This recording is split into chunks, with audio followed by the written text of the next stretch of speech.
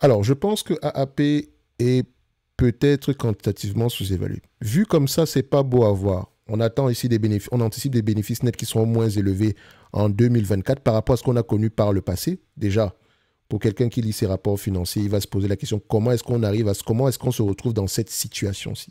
Pourquoi est-ce qu'on a gagné autant d'argent à cette période? Je ne vous dirai pas pourquoi, d'accord?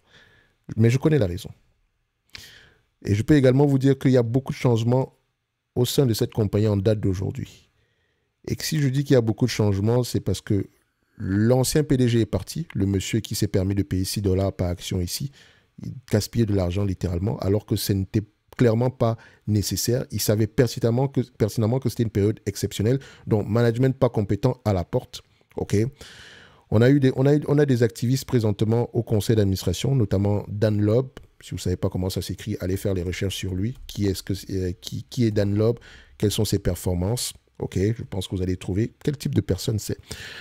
On a également ici un nouveau CEO qui semble qui a un bon passe, qui a eu à avoir du succès ailleurs. Donc, il a un profil intéressant. Et on a au conseil d'administration un ancien PDG d'une entité qui exerçait dans le même secteur d'activité. Je pense que c'est Aurélie Automotive, je pense bien. Aurélie Automotive, je sais que c'est Oli. Je vais juste vous montrer à quoi ça ressemble.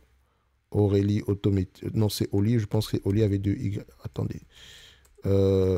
Aurélie. Attendez, est-ce que je vais trouver ça? Ah, c'est Orly, excusez-moi. Ticker symbol, c'est Orly. Voilà, c'est ça que je cherche. Vous voyez ceci? Ça, c'est ce qu'on appelle une entreprise intéressante à aller voir en watchlist. Et là, on a la courbe des bénéfices nets, hein, juste quantitativement. Je n'ai même pas encore regardé les marges de la compagnie. Mais déjà, ceci m'intéresse. OK? Est-ce que c'est prévisible? Bien sûr. Ensuite, on regarde les free cash flow. Une entité qui gagne de l'argent, qui a des bénéfices nets avec des free cash flow qui vont à peu près dans le même sens, c'est parfait. Donc, sans avoir regardé les marges de cette compagnie, ni le retour sur investissement des capitaux, je sais déjà que c'est une compagnie qui est exceptionnelle. Elle a quelque chose d'intéressant. Juste comme ça, visuellement. Et je vous encourage à aller faire de même. Allez lire sur Aurélie Automotive. Et je pense même d'ailleurs que cette compagnie, au prix actuel, elle pourrait être sous-évaluée. D'accord? Surtout si vous questionnez ici le potentiel de croissance future. OK? Enfin, si on l'évalue à 25 fois les bénéfices, hein, elle pourrait être légèrement sous-évaluée en date d'aujourd'hui. Enfin, je ne pense pas que quelqu'un surpaye cette compagnie ici au prix actuel. Et elle rachète massivement ses actions. Bref, revenons. On a un ancien exécutif de cette compagnie-là au conseil d'administration de AAP. OK?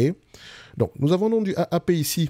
Les analystes s'attendent à avoir du 4 dollars, du 5 dollars ici par action d'ici 2026. Je rappelle ici que le forecast en question a littéralement changé. Il y a quelques temps, c'était 6 dollars 4,22, 6 dollars 29 en 2025. Aujourd'hui, c'est 4 dollars 34 et 5 dollars 50 en 2024. Aujourd'hui, c'est 3 dollars 84. Donc, les attentes sont de moins en moins optimistes. D'accord? Mais ça, c'est temporaire. OK? Il y a des choses ici à arranger à court terme. Mais les résultats, les décisions qu'on va prendre ici à court terme auront un impact à long terme sur cette compagnie. Moi, je pense qu'elle pourrait revenir aux alentours des 7 dollars l'action. D'habitude, je vais prendre... En fait, si je reste quantitatif, je vais me limiter aux 5 dollars ici, mais je prendrai le risque si je prends le 7 dollars par action. OK? C'est ce que moi, je vais prendre en considération si cette compagnie-ci m'intéresse. Et d'ailleurs, elle m'intéresse au prix actuel. Mais je sais également que c'est ce qu'on appelle généralement un turnaround. Donc, les choses pourraient mal se passer. Mais en réalité, si je la prends, c'est en considérant qu'on pourrait avoir du 7 dollars par action. D'accord? Donc, ça pourrait représenter à peu près un 8,9% de rendement au prix actuel. Et ça pourrait m'aller bien plus loin que ça si ça se passe encore mieux. OK? Dans tous les cas de figure, je pense qu'au prix actuel, ça pourrait être intéressant d'aller regarder en profondeur. Donc, si vous avez du AAP en portefeuille ou bien dans votre watchlist, ça pourrait être le moment d'aller regarder ce qui se passe dans cette compagnie en date d'aujourd'hui. OK? Ce n'est que mon avis et non un conseil d'investissement. Et comme d'habitude, je m'en ai le droit de me tromper. Merci.